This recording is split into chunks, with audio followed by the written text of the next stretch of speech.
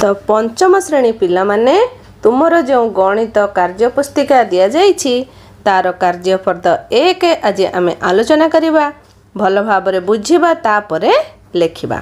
ठीक अछि। तो पाठ संख्या 1 कोण और कोणर माप।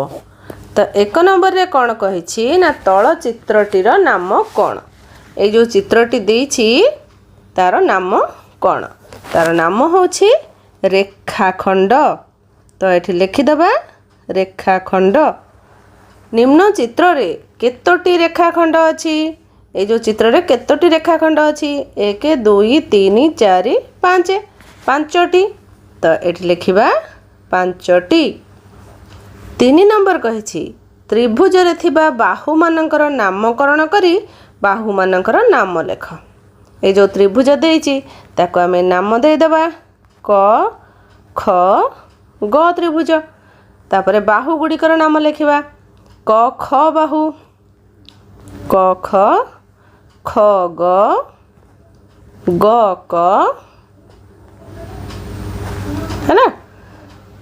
तीनटा आउरी मध्ये आमे एमती करि परिबा ग एठी क ग क ग ग ख है ना। तापरे 4 नंबर कही रेखाखंड रे केतोटी प्रांत बिंदु थाए। रेखाखंड रे केतोटी प्रांत बिंदु ना 2टी। एटा हला रेखाखंड तार 2टी प्रांत बिंदु। तो एठी लिखिदबा 2टी। तुमे रेखाखंडर दैर्घ्य को केउ यंत्र रे मापिब स्केल रे मापिब है ना।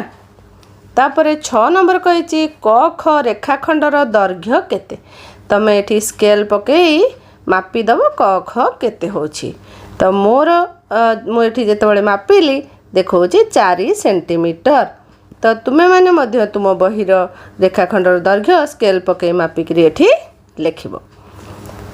7 नंबर कही स्केल साहाय्य रे प और फ बिंदु को जोड़ी गोटे रेखाखंडटी अंकन कर।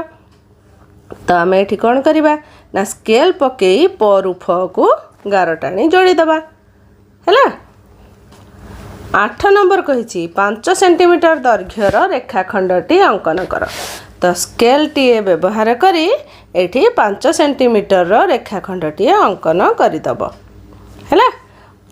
अंकन करी एठी ना देदब क ख ता तले लिखिदब 5 सेंटीमीटर है। तापरे 9 नंबर कही निम्न चित्र गुड़िक मध्यरु कोणर चित्र तले टिक चिन्ह दब। आ भितर कोठरे आमे कोण देखिया को पाउचे एथिरे अछि नाई एठी कोण अछि नाई। तो एठी आमे टिक चिन्हटे दे देबा। एठी नाही एठी कोण अछि तो एठी टिक चिन्हटे दे देबा हे गला। तो 9 नंबर सरी गला।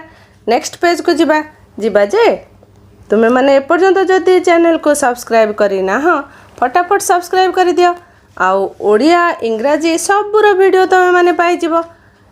तो चैनल को सब्सक्राइब करने सहित नोटिफिकेशन बेल को मध्य ऑन करनियो कहीं ना मुझे जितेबाला भी नुआ नुआ वीडियो अपलोड करी तुम मान पाखे नोटिफिकेशन पहुँची जीव आउ तुम्हें माने देखि नब।